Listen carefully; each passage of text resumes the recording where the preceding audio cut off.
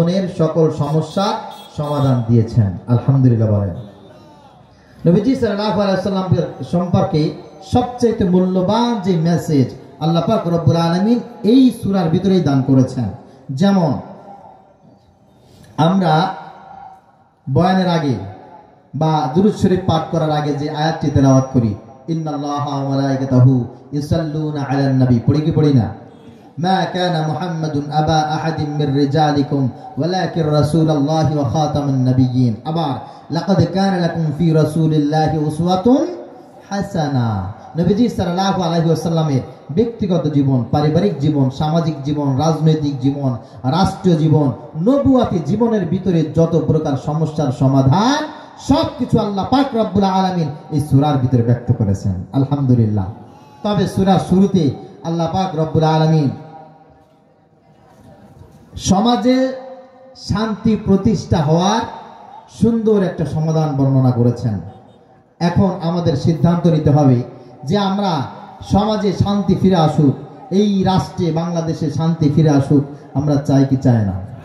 সবাই বলেন, কে কে চান যে বাংলাদেশে শান্তি বিরাজ করবে? আলহামদুলিল্লাহ, হাত নামান। যারা চান বাংলাদেশে শান্তি ফিরে আসবে, শান্তি ফিরে আসুক, সব জায়গায় শান্তি প্রতিষ্ঠা হোক, সমস্ত প্রকার অশান্তি দূর হয়ে যাক, তাদের জন্য আজকের এই কোরআনুল কারীমের তাফসীর মাহফিল। এখান থেকে আমি ইনশাআল্লাহ সংক্ষিপ্তভাবে একটা শর্ট মেসেজ আমি আপনাদেরকে দেওয়ার চেষ্টা করব। আপনাদের ধৈর্য যতক্ষণ থাকবে এর ভিতরে ইনশাআল্লাহ কমপ্লিট একটা মেসেজ দেওয়ার চেষ্টা করব। আসুন চলে যায় আল্লাহ পাক রব্বুল আলামিন এখানে কি বলেছেন। তবে এটি বলার আগে দুটি কথা বলতে হয়, তা হচ্ছেই নবীজি সাল্লাল্লাহু আলাইহি ওয়াসাল্লাম যখন নবুয়াত প্রাপ্ত হয়েছিলেন, উনি প্রথমে নবুয়াতি সম্পর্কে খুব বেশি ধারণা ওনার ছিল না, বরং ওনার কাছে যে ওহী নাজিল হয়েছে এটা উনি উপলব্ধি করতে পারেন নাই যে আমার কাছে ওহী নাজিল হয়েছে। মা খাদিজাতুল কুবরা রাদিয়াল্লাহু তাআলা আনহা, তার কাছে উনি বিষয়টি ব্যক্ত করেছেন, করার পরে তিনি অভয় দিয়েছেন, ইয়া রাসূলুল্লাহ, ইয়া হাবিবাল্লাহ, আপনি ঘাবড়াবেন না, আপনি চিন্তিত হবেন না, আমি আপনার ভিতরে যেই গুণগুলি দেখেছি এই গুণগুলি সাধারণ কোনো মানুষের হতে পারে না, বরং অসাধারণ যারা পৃথিবীতে বিশ্ব মানব যারা হবে তাদের ভিতরেই এই গুণগুলি থাকে। আপনি মিথ্যা বলেন না, আপনি বিধবাকে সহযোগিতা করেন, আপনি অনাথকে খাবার দেন, আপনি সমাজের মানুষের দুঃখ দুর্দশা দূর করার জন্য আপনি জিহাদ করেন, সংগ্রাম করেন, লড়াই করেন, সুতরাং আপনার কোনো কষ্ট অভাব থাকবে এটা হতেই পারে। নবীজি সাল্লাল্লাহু আলাইহি ওয়াসাল্লাম বললেন, আমি চাই এই পৃথিবীতে শান্তি বিরাজ করুক, পৃথিবীতে আর অশান্তি যেন না হয়, পৃথিবীতে মারামারি, কাটাকাটি, হানাহানি, হিংসা, বিদ্বেষ আর যেন না থাকে, এটাই আমি চাই। নবীজি সাল্লাল্লাহু আলাইহি ওয়াসাল্লাম যখন নিজের থেকে এমন একটা আশা ব্যক্ত করলেন, তখন আল্লাহ পাক রব্বুল আলামিন কোরআনুল কারীমের সূরাতুল আহজাব নবীজি সাল্লাল্লাহু আলাইহি ওয়াসাল্লামের সামনে এই আয়াতগুলি জিবরিল আমিনের মারফতে হাদিয়া দিলেন। আর আল্লাহ পাক রব্বুল আলামিন বললেন, ইয়া আইয়ুহান নাবিয়্যুত্তাকিল্লাহ ওয়া লা তুতি'ল কাফিরিন ওয়াল মুনাফিকিন। হে নবী, আমি আল্লাহ পাক রব্বুল আলামিন চাই আপনার সমাজে যেন আর কোনো অশান্তি না আসুক, আপনার পরিবারে আর অশান্তি আসবে না, আপনার সমাজে আর অশান্তি আসবে না, আপনার রাষ্ট্রের ভিতরে শান্তি প্রতিষ্ঠিত হয়ে যাবে। তবে আপনাকে তিনটি কাজ বেশি বেশি করে করতে হবে। এক নম্বরে হচ্ছে ইত্তাকিল্লাহ, আপনাকে যদি সমাজে শান্তি ফিরিয়ে আনতে হয়, রাষ্ট্রের ভিতরে যদি শান্তি প্রতিষ্ঠা করতে হয়, এক নম্বরে আপনার ভিতরে যেই গুণটা দরকার তা হচ্ছে আপনি সব চাইতে বেশি ভয় করবেন একজনকে, তার নাম কি? যদি কোনো মানুষের ভিতরে আল্লাহর ভয় না থাকে, ওই মানুষের ভিতরে আল্লাহ পাক রব্বুল আলামিন শান্তি দান করবেন না। যেই পরিবারের মানুষের ভিতরে আল্লাহর ভয় থাকবে না, ওই পরিবারের ভিতরে আল্লাহ পাক রব্বুল আলামিন শান্তি দান করবেন না। যেই এলাকার ভিতরে আল্লাহ পাক রব্বুল আলামিনকে মানুষ ভয় করবে না, ওই এলাকার ভিতরে শান্তি থাকবে না। যেই দেশের মানুষের ভিতরে আল্লাহর ভয় থাকবে না, ওই দেশের ভিতরে আল্লাহ পাক রব্বুল আলামিন শান্তি দেবেন। নবীজি সাল্লাল্লাহু আলাইহি ওয়াসাল্লামের মারফত আল্লাহ পাক রব্বুল আলামিন শান্তি প্রতিষ্ঠার মেসেজ বার্তা আমাদেরকে দিলেন। নবী সবচাইতে বেশি ভয় করবেন আল্লাহকে। কারণ ফালা তাখাফুহুম ওয়া খাফুনি ইন কুনতুম মুমিনিন, যারা আল্লাহ পাক রব্বুল আলামিনকে ভয় করে না, দুনিয়ার মানুষকে ভয় করে, দুনিয়ার জেল হাজত হামলা মামলাকে ভয় করে, শিয়াল কুকুর বাঘ সিংহকে ভয় করে, সাপ বিচ্ছুকে ভয় করে, জালেমকে ভয় করে, ফাসিককে ভয় করে, পুলিশ আর্মি র্যাব বিডিআরকে ভয় করে, আল্লাহকে ভয় করে না, ওই মানুষটা কোনোদিন ইমানদার হতে পারে না। ফালা তাখাফুহুম ওয়া খাফুনি ইন কুনতুম মুমিনিন, আল্লাহ বলে তাদেরকে ভয় করবা না, আমি আল্লাহ পাক রব্বুল আলামিনকে ভয় করবা যদি তোমরা ইমানদার হয়ে থাকো। সুবহানাল্লাহ বলেন। অন্যত্র আল্লাহ বলেন ওয়ালা তাহিনু ওয়ালা তাহজানু ওয়া আনতুমুল আ'লাউনা ইন কুনতুম মুমিনিন, তোমাদের কোনো ভয় নাই, তোমাদের কোনো চিন্তা নাই, তোমাদের অশান্তির কোনো কারণ নাই যদি তোমরা ইমানদার হয়ে থাকো, অর্থাৎ একমাত্র শুধুমাত্র কেবলমাত্র আল্লাহ পাক রব্বুল আলামিনকে ভয় করে থাক। যারা সুদ খায় তারা আল্লাহকে খুব বেশি ভয় করে, যারা নামাজ আদায় করে তারা আল্লাহকে ভয় করে। হ্যাঁ না না, যাদের ভিতরে নামাজ নাই তারা আল্লাহকে ভয় করে না, যাদের ভিতরে রোজা নাই তাদের ভিতরে আল্লাহর ভয় আবার কিসের? এই জন্য ব্যক্তিগত জীবনে হেড টু ফুট আগে ইসলাম প্রতিষ্ঠা করতে হবে। প্রিয় ভাইরা, যদি চাও এলাকার ভিতরে শান্তি প্রতিষ্ঠা হোক, তুমি তোমাকে দিয়ে শুরু করো, তোমাকে দিয়ে শুরু করো। তোমার হেড টু ফুট তাকওয়া দিয়ে তুমি গোসল করে নিজেকে একেবারে পিউরিফাই করে ফেলো, দেখবা আল্লাহ পাক রব্বুল আলামিন এলাকার ভিতরে শান্তি প্রতিষ্ঠা করবেন, তোমাকে দিয়ে সর্বপ্রথম শুরু হবে। সুবহানাল্লাহ। এবার নবীজি সাল্লাল্লাহু আলাইহি সাল্লাম তো আল্লাহকে সবচেয়ে বেশি ভয় করতেন, করতেন না, কিন্তু নবীজি সাল্লাল্লাহু আলাইহি সাল্লাম যদি আল্লাহকে ভয় করেন তাহলে সমাজে শান্তি প্রতিষ্ঠা হয়ে যাবে। বিষয়টি এমন নয়, আরো গুণ আছে। দ্বিতীয় নম্বরে আল্লাহ পাক রব্বুল আলামিনকে নেতা বানানো যাবে না। কার কথা বলেন? তুমি একজন নামাজি মুত্তাকি তাবলীগ জামাতে গিয়ে চিল্লা দিয়েছো আলহামদুলিল্লাহ, তোমাকে সাধুবাদ মোবারকবাদ। পীর সাহেবের কাছে গিয়ে মাথায় পাগড়ি পরেছো, তোমাকে সাধুবাদ। মুখে সুন্নাতি দাঁড়িয়ে আছে আলহামদুলিল্লাহ, তোমার ভিতরে তাকওয়ার ঘাটতি নাই, আল্লাহ পাক রব্বুল আলামিন এটা তোমাকে দিয়ে একেবারে সুরাতে সুন্দরভাবে সেটা প্রকাশ করে দিয়েছেন। তবে তোমার ভিতরে একটা বদগুণ দেখা যায়, তুমি অনেক সময় কাফেরদেরকে অনুসরণ করো। কাফেরদেরকে যদি অনুসরণ করো, সমাজে কোনোদিন শান্তি প্রতিষ্ঠায় তোমাকে 4 পয়সার কাজে লাগবে না। আসলে এই রোগ আমাদের ভিতরে আছে, ঠিক কিনা? যদি আমাদের ভিতরে না থাকতো আল্লাহ তাআলা কোরআন কারিমে বলতেন নাকি? বলতেন না। এই জন্য ওয়ালা তুতিল কাফিরিন, আল্লাহ বলছেন যে কাফেরদের অনুকরণ করবা না, কাফেরদের সাথে মিশবা না, কাফেরদের সাথে তোমাদের সম্পর্ক থাকবে না।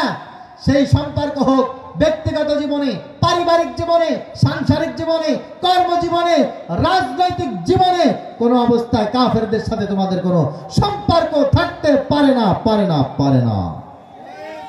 একজন ইমানদার, একজন কাফের, এইটার ভিতরে পার্থক্য কি জানো? আল্লাহ পাক রব্বুল আলামিন বলেন ওয়ামা ইস্তাবিল আ'মা ওয়াল বাসীর, একজন চক্ষুষ্মান ব্যক্তি আর একজন অন্ধ, এই দুইজন ব্যক্তির ভিতরে যেমন পার্থক্য, একজন কাফের আর একজন ইমানদারের ভিতরে যেমন পার্থক্য। ওয়ালা যুলুমাতু ওয়ালান নূর, রাতের অন্ধকার আর দিনের আলো যেমন পার্থক্য, ব্যবধান, ঠিক তদ্রূপ একজন ইমানদার একজন কাফেরদের ভিতরে এমন ব্যবধান। ওয়ালা জিল্লু ওয়ালাল হারুর, শীতের দিনে কম করে ঠান্ডা আর গরমের দিনে উত্তপ্ত গরম, এই দুইটা আবহাওয়ার ভিতরে যেমন পার্থক্য, কাফের আর ইমানদারদের ভিতরে তেমনই পার্থক্য।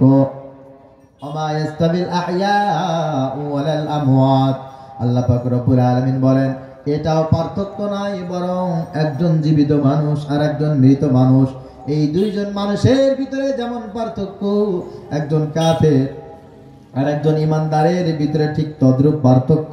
খবরদার, কাফের যেখানে থাকবে ইমানদার সেখানে থাকতে পারে। কথা বলে এই কাফের যারা, এদের 5টি গুণ আল্লাহ পাক রব্বুল আলামিন কোরআনুল কারীমে বর্ণনা করেছেন। কয়টা গুণ? 5টা গুণ। তার ভিতরে 1 নাম্বার হচ্ছে যারা কাফের, যাদেরকে অনুসরণ করা যাবে।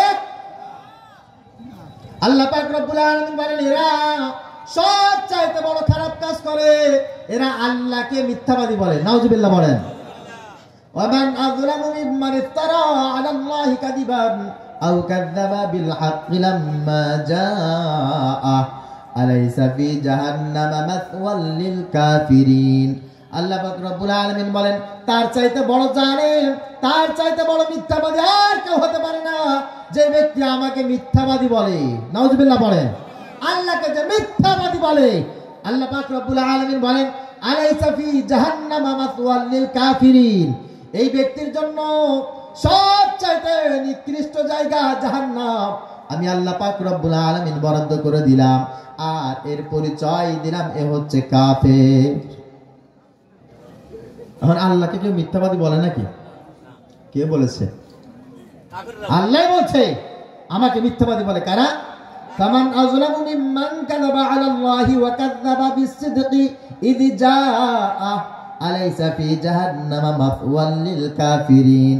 আল্লাহ পাক রব্বুল আলামিন বলেন আমি আল্লাহ তাআলা আমার তরফ থেকে সত্য জিনিসটা তাদের কাছে দেওয়ার পর তারা এই জিনিসটাকে গ্রহণ করলো না, এই জিনিসটাকে তারা মানলো না। এটার কারণ হলো এরা আমাকে মিথ্যাবাদী মনে করেছে। আর ওদের কাছে যেটা আছে, ওদের কাছে যে মন্ত্র আছে, এটাকে ওরা সত্য কথা মনে করেছে। আমার কথা যদি মিথ্যা মনে না করো তো আল্লাহ তাআলা বলেন ইনজা, আমার কথা তার কাছে যাওয়ার পর সঙ্গে সঙ্গে সেটা কবুল করে নিত। যেহেতু আমার কথা তারা মিথ্যা মনে করেছে, এই জন্য আমারটা বাদ দিয়ে তাদেরটাই তারা গ্রহণ করেছে। ধর্ম নিরপেক্ষতা মতবাদ, এই মতবাদ আমি আল্লাহ দেই নাই। জাতীয়তার মতবাদ আমি আল্লাহ তাআলা দেই নাই। সেকুলারিজম আমি আল্লাহ তাআলা দেই নাই। কমিউনিজম দেই নাই। সমাজতন্ত্র আমি দেই নাই। দুনিয়া এই সমস্ত মতবাদ আমি আল্লাহ পাক রব্বুল আলামিন কোনটা দেই নাই। আমি দিয়েছি হচ্ছে ইসলাম, আমি দিয়েছি হচ্ছে কোরআন। যারা এই দুনিয়া আমার পরিচয় পাওয়ার পর ইসলামকে রাজনৈতিক আদর্শ হিসাবে মানে না, পারিবারিক আদর্শ হিসাবে মানে না, দেশের আদর্শ হিসাবে মানে না, আমি আল্লাহ পাক রব্বুল আলামিনের ঘোষণা, এরা আমাকে মিথ্যাবাদী মনে করে। এরা মনে করে আমি আল্লাহ যেটা দিয়েছি এটা সঠিক নয়, এতে শান্তি আসবে না। তারা যেটা পেয়েছে এটাই তাদের জন্য শান্তি। সুতরাং যারা ইসলামী দল পছন্দ করে না, ইসলামী রাজনীতি পছন্দ করে না, আল্লাহ পাক বলেন কেমন যেন তারা আমাকে মিথ্যাবাদী মনে করে। নাউজুবিল্লাহ। এরকম মুসলমান আছে না 2-4টা? হুজুর আপনাদের তো কিছু হবে না। আরে হুজুরদের খানা আছে নাকি? নাউজুবিল্লাহ পড়েন। আল্লাহ তাআলা বুঝার তৌফিক দান করুক, সকলে বলি আমিন। দেখুন আমাদের এই কথাগুলো রেকর্ড হয়, আমরা এমন কিছু ক্যামেরার সামনে বলতে চাই না। আজ থেকে 10 বছর, 20 বছর, 25 বছর পরে আপনারা শুনবেন আর আপনার নাতিপুতিরা আপনাদেরকে গালি দিবে। কথা বুঝেন না? আমরা আপনাদেরকে সংশোধন হওয়ার জন্য কথা বলি, আপনাদেরকে অন্ধকার থেকে আলোতে আসার জন্য কথা বলি। আপনারা অপমানিত হবেন, লাঞ্ছিত হবেন, এলাকা ছাড়বেন, দেশ ছাড়বেন, এটা আমরা কামনা করি না। ভবিষ্যৎ প্রজন্মে আপনার সন্তান আপনাকে বাবা বলে পরিচয় দেবে না, আপনার নাতি পুতি আপনাকে নানা বলে, দাদা বলে পরিচয় দেবে না, এটা আমরা কামনা করি না। এখনো আপনাদের কাছে আমাদের চাপা, খবরদার ইসলামের পথে চলে আসেন। No east, no west, Islam is the best. ঠিক কিনা বলো মুসলমান? 2 নম্বরে কাফেরদের যেই স্বভাব থাকবে, আল্লাহ পাক রব্বুল আলামিন বলেন এদের ভিতরে অনেকের ভিতরে নামাজ থাকবে, রোজা থাকবে, জিকির থাকবে, ইলম থাকবে, কিন্তু এদের ভিতরে অহংকার থাকবে। আল্লাহ তাআলা বলেন ওয়াইদ কুলনা লিল মালাইকাতি ইসজুদু লিআদম ফাসাজাদু ইল্লা ইবলিস আবা ওয়াস্তাকবারা ওয়া কানা মিনাল কাফিরিন। আল্লাহু আকবার। আল্লাহ তাআলা বলেন আযাজিল মুআল্লিমুল মালায়েকা এত বেশি ইবাদত আমার করেছে, এই জমিনের সব জায়গায় রুকু করেছে, সিজদা করেছে, আমি আল্লাহ পাক রব্বুল আলামিনের গোলামি করেছে। কিন্তু যখন আদমকে আমি বানাইলাম, বানানোর পর আমি আল্লাহ তাআলা বললাম তোমরা সবাই মিলে আদমকে সিজদা করো। ফাসাদাল মালাইকা, সব ফেরেশতারা সিজদা করেছে, ইল্লা ইবলিস, ইবলিস করে নাই। আবা ওয়াস্তাকবারা, সেটাকে অস্বীকার করেছে আর সে অহংকার প্রকাশ করেছে। ওয়া কানা মিনাল কাফিরিন, আমি আল্লাহ তাআলা এই অহংকার করার কারণে তাকে কাফেরদের অন্তর্ভুক্ত করে দিয়েছি। নাউজুবিল্লাহ বলেন। এজন্য অহংকার করা যাবে নাকি বলেন? অহংকার করে এমন মানুষ আছে না নাই? অহংকার কি? অহংকার আমার গদি লাগবে, আমার ক্ষমতা লাগবে, আমার পাওয়ার লাগবে, এতে লাশ পড়ুক, জেলে যাক, দেশ থাকুক না থাকুক কিচ্ছু আসে যায় না, আমার ক্ষমতা লাগবে, পাওয়ার লাগবে। অহংকারের ঠেলায়, দাম্ভিকতার ঠেলায় কি বলে তার হুদিস নাই। অনেকেই বলতে বলতে বলতে বলতে হাসিনার মতো বলেই ফেলে দেশটা আমার বাবার। না, খবরদার, এই কাজটা করবেন না, এই কাজটা করবেন না। আপনারা মুজিবুর রহমান থেকে শিক্ষা নেন, আপনারা জিয়াউর রহমান থেকে শিক্ষা নেন, আপনারা ইরশাদ থেকে শিক্ষা নেন। সর্বশেষ এখনো পর্যন্ত যারা আছেন আপনাদেরকে বলছি, হাসিনা থেকে শিক্ষা নেন, নতুবা এই বাংলার জমিনে আপনাদেরকে দাফন করার জন্য খুঁজে পাওয়া যাবে না। কারণ এখন আবার কেউ চেয়ার চেয়ার চেয়ার চেয়ার, ক্ষমতা ক্ষমতা করে করে অনেকে চিল্লাচ্ছে, আছে না নাই? কথা বলেন, কিচ্ছু হয় নাই, মনে করতেছে এমন ভাবে যে ক্ষমতায় আমরা চলে আসছি। অনেকে ভাবসাব এরকম, আছে না নাই? আবার এই কথা বললেও অনেকে পেছন দিয়ে মিস কল মারে। কি করবো বলেন? মিস কল মারে না, যা মারেন না কেন, ছোট্ট একটা উপমা দিই। এটাকে আবার তাফসির মাহফিল তো, হাদিস কোরআন মনে করবেন না। মনে করেন আমি, আমার মতো একজন বক্তা বয়ান করতেছে, কিছুদিন আগের কথা, এই আগস্টের 5ই আগস্টের আগের কথা বয়ান করতেছে। প্রিয় ভাইরা আমার, এই মানবতার আদালতে তাদের বিচার হবে যারা দিনের ভোট রাতে দিয়ে ব্যালট ফুল করে জনগণের অধিকার হনন করে, অন্যায়ভাবে ক্ষমতা দখল করে মানুষের উপর জুলুম নির্যাতন করছে। এই মানবতার আদালতে দেশের মানুষের সামনে টুমরো বিচার হবেই হবে, হবে ইনশাআল্লাহ। এই কথা বক্তা বলার পরে পরের দিন পুলিশ তাকে ধরে নিয়ে গেছে। ধরে নেওয়ার পরে আদালতে উঠানো হলো।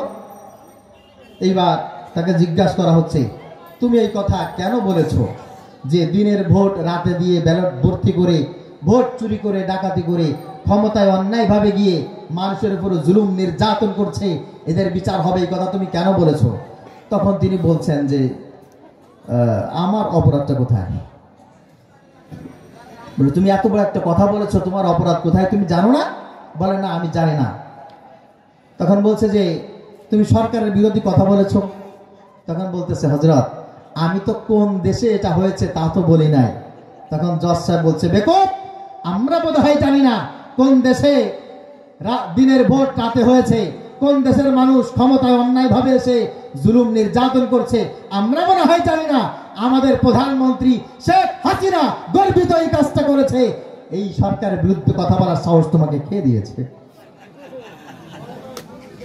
আর 5ই আগস্টের পরে সেই বক্তা বয়ান দিচ্ছে। খেয়াল করেন, আমি হাসির খোরাক দেইনি।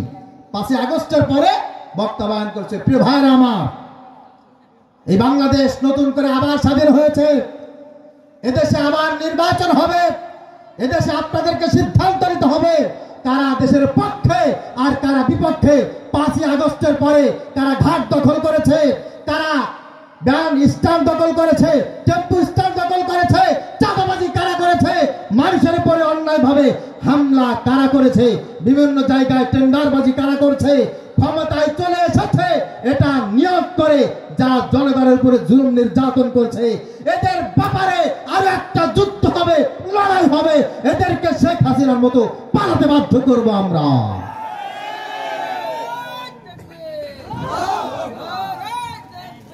এই বক্তব্য দেওয়ার পর পরের দিন ওই তাদের দল, নাম আর নিলাম না, ফোন করছে, হুজুর কি ব্যাপার, আপনি এই বয়ান করলেন কেন? কি বয়ান করেছি ভাই? 5ই আগস্টের পরে যারা চাঁদাবাজি করতেছে, বিভিন্ন জায়গায় হাট দখল করেছে, ঘাট দখল করেছে, বিভিন্ন জায়গায় স্ট্যান্ড দখল করেছে, এই সমস্ত লোক, এদের বিচার হবে, এদের পালাইতে হবে, তার মানে কি? তখন সে বলতেছে, আমি ধরেন বলতেছি যে ভাই আমি তো আসলে এই সমস্ত চাঁদাবাজ সন্ত্রাসী যারা আছে তাদের বিরুদ্ধে বলেছি, আমি তো আপনার ব্যাপারে কিছু বলি নাই। বলে হুজুর আপনি কি আমাদেরকে শিখান, এই কাজ আমার দলের লোক ছাড়া আর কেউ করে নাই।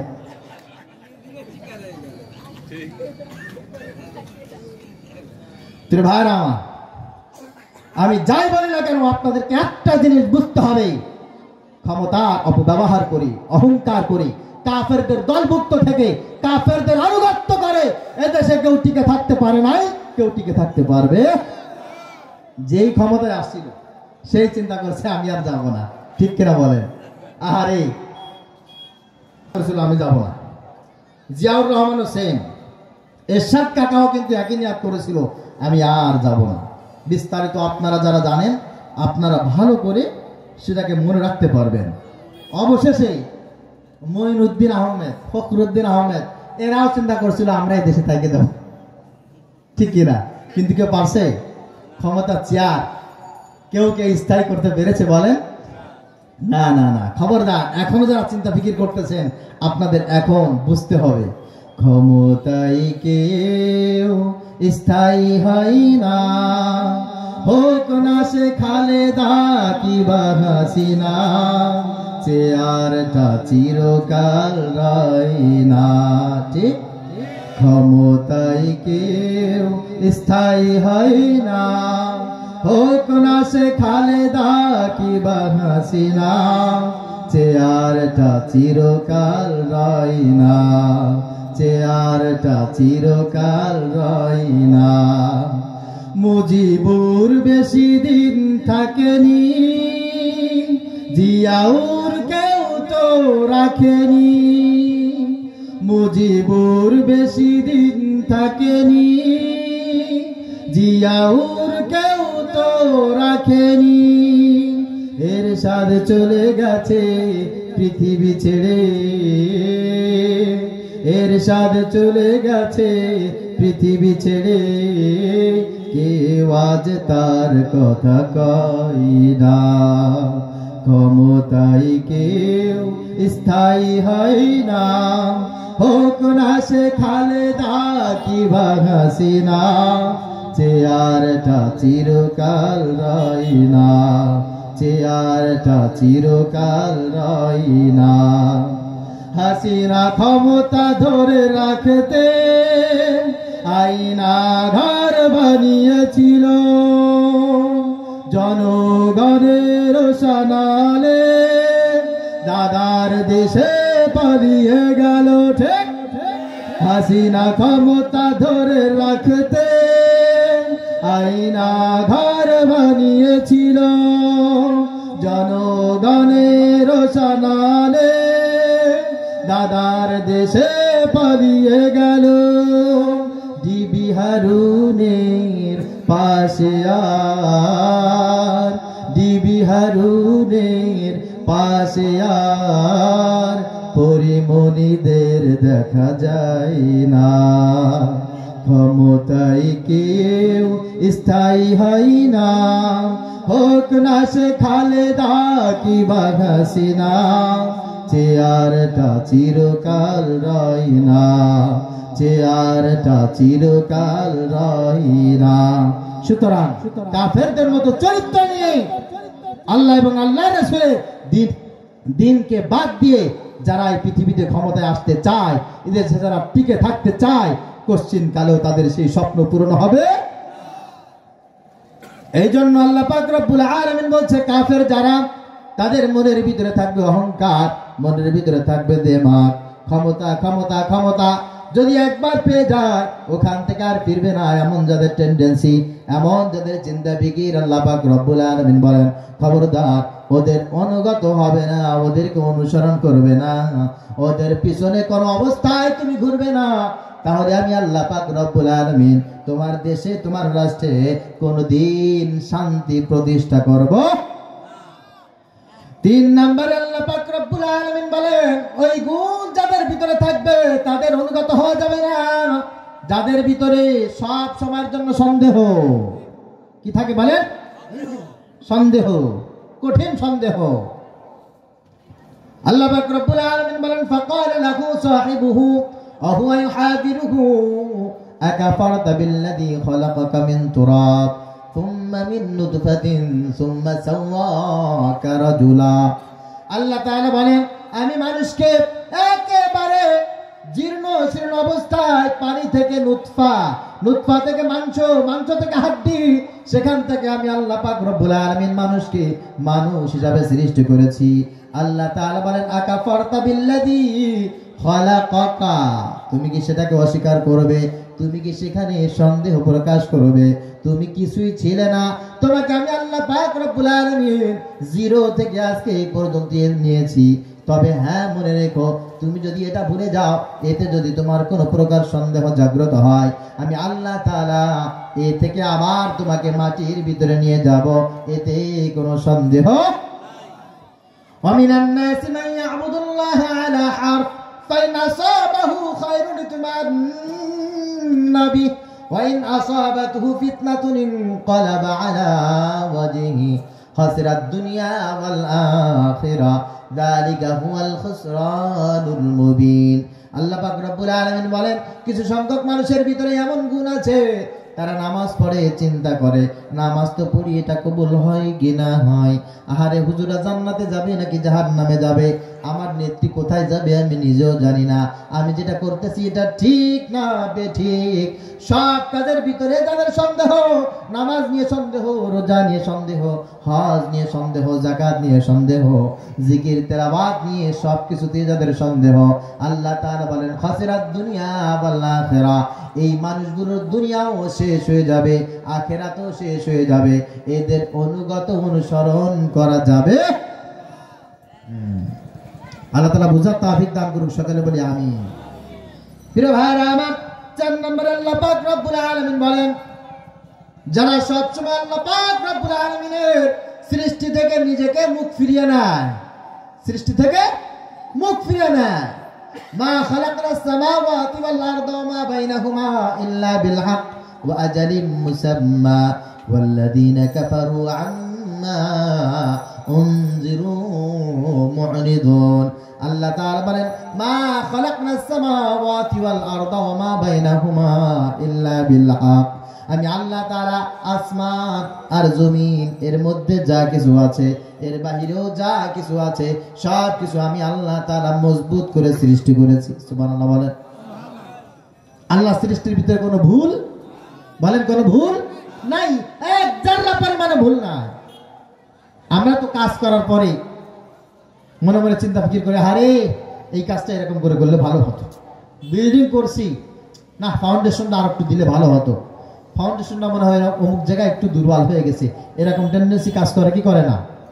আল্লাহ তাআলা বলেন, না, আমি যা কিছু সৃষ্টি করেছি ওমা বাইনাহুমা ইল্লা বিল হক, সব কিছু আমি আল্লাহ তাআলা মজবুত করে সৃষ্টি করেছি, আমার সৃষ্টির ভিতরে কোনো ভুল নাই, কোনো ত্রুটি নাই। তবে হ্যাঁ, প্রত্যেকটি জিনিস আমি আল্লাহ তাআলা সৃষ্টি করেছি, এর একটা নির্দিষ্ট মেয়াদ আছে, ওমা বাইনাহুমা ইল্লা বিল হক ওয়া আজালিম মুসাম্মা, একটা সময় আসবে, আসমান সৃষ্টি করেছি, এর আগেও এক জাররা পরিমাণ নষ্ট হবে না, আর এর যখন সময় হয়ে যাবে আসমান আর টিকে থাকবে না, মুহূর্তের ভিতরে আসমান শেষ হয়ে যাবে। সুবহানাল্লাহ।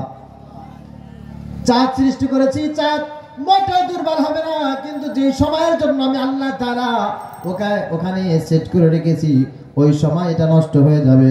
ঠিক তদ্রূপ মানুষকে আমি আল্লাহ পাক রব্বুল আলামিন এমন ভাবে সৃষ্টি করেছি, এটা ভুলে যায়, কি ভুলে যায়? মনে হয় আমি বাড়ি পেয়েছি, বাড়ির আর কোনো সমস্যা নাই, আমি ক্ষমতা পেয়েছি, আমার সমস্যা নাই, আমি ফ্যাক্টরির মালিক, আমার আর টেনশন নাই, আমার টাকা আছে, আমার কোনো টেনশন নাই। আল্লাহ বলছেন, না, তোমার টেনশন জীবনেও কমবে না, তুমি যাই হও না কেন, তোমার টেনশন আছে, ছিল, থাকবে। এখান থেকে যখন তুমি নিজেকে ফ্রি করার চেষ্টা করবা, আমি আল্লাহ পাক রব্বুল আলামিনের রশি থেকে যখন ছিঁড়ে যাওয়ার জন্য চেষ্টা করবা, তখনই তোমার অধঃপতন শুরু হয়ে যাবে, তখন তুমি কাফেরদের অন্তর্ভুক্ত হয়ে যাবে। এই জন্য প্রিয় ভাইরা আমার, একজন ইমানদার সে যে অবস্থায় থাকুক না কেন, কোন অবস্থায় এই পরিচয় দিতে পারবে না যে আমার জন্য একটু ছাড় আছে, আমি এখন নামাজ পড়তে পারছি না, আমি এখন দিন কায়েমের কাজ করতে পারছি না, আমি এখন সত্য কথা বলতে পারছি না, একজন ইমানদারের জন্য কোশ্চিন কালেও কোনো অবস্থায় এটা বৈধ হবে না। আপনি যেখানে আছেন, যে অবস্থায় আছেন, সেইখানে সে অবস্থায় আপনাকে দিনের কাজ করতে হবে, আপনার দিনের উপর চলতে হবে। ইসলাম মানার জন্য, ইসলাম প্রতিষ্ঠার জন্য আপনার সেখানে কাজ করতেই হবে, করতেই হবে। আপনি যদি সেখান থেকে নিজেকে ফিরিয়ে আনেন, কাফেরদের অন্তর্ভুক্ত হয়ে তারপরে দুনিয়া থেকে চলে যাবেন, কোনো সন্দেহ না। এজন্য দেখবেন কিছু সংখ্যক মানুষ আছে যারা খুব নামাজ আদায় করে, খুব পাগড়িও পরে, দাড়িও আছে, মাশাআল্লাহ, খুব সুন্দর সুন্দর মিষ্টি মিষ্টি কথাও বলে, নামাজ পড়ে সবাইকে নামাজের দাওয়াত দেয়। কিন্তু যখন জিজ্ঞাসা করি, ভাই আপনি নামাজ পড়ছেন, আপনার অধীনস্থ যারা আছে তাদেরকে নামাজের দাওয়াত দিচ্ছেন, এখন তো একটা আন্দোলন যদি আপনি করেন, এত কষ্ট করে দাওয়াত দেওয়ার দরকার হবে না, তা হচ্ছে চলেন সবাই মিলে একটা আন্দোলন করি, যে আন্দোলন করলে বাংলাদেশের মানুষ 100% নামাজ পড়তে বাধ্য। চলেন আমরা সংসদ ভবন থেকে নামাজের ওয়ার্ডারটা জারি করে নিয়ে আসি, নামাজ কায়েম করার জন্য একটা স্লোগান তুলি, একটা আঙ্গুল তুলি, একটা তাকবীর দিয়ে জমিনে আমরা ঝাঁপিয়ে পড়ি, চলেন রাষ্ট্রীয়ভাবে নামাজ কায়েম করি। তখন সে বলবে, হুজুর আমি ওইটার ভিতরে না। এরকম সংখ্যালোক আছে না নাই? মুসলমান চুপ করে থাকবেন না, আছে না নাই? এরা শেষ পর্যন্ত সালমান এফ রহমানের উত্তর শুরু হয়ে মরবে। ওই পাকা দাড়িতে কাজ হবে না, পাকা দাড়িতে করে লাভ নেই। পাকা দাড়ির ভিতরে কি কেরামতি বাংলাদেশের মানুষ দেখেছে, ঠিক কিনা বলেন?